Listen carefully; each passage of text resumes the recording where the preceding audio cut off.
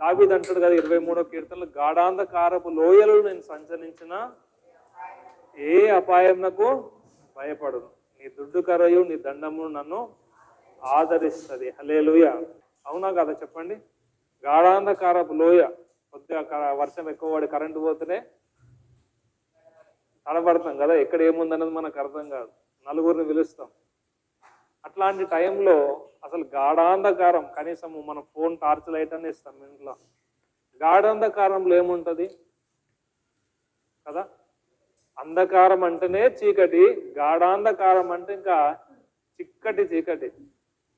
అట్లాంటి పరిస్థితుల్లో కూడా నేను నడిచినప్పటికీ దేవా నువ్వు నాతో ఉన్నామని చెప్పి దావీదు దేవుణ్ణి మహిమపరుస్తున్నాడు. హల్లెలూయా. నేను ఏం చెప్తున్నానంటే, కష్టాలు మనిషికే వస్తాయి, శ్రమలు మనిషికే వస్తాయి, కానీ మనిషిలో ఉన్న దేవుడు గొప్పవాడు. ఆ కష్టం నుంచి ఆ మనిషిని, ఆ కుటుంబాన్ని తప్పిస్తాడు.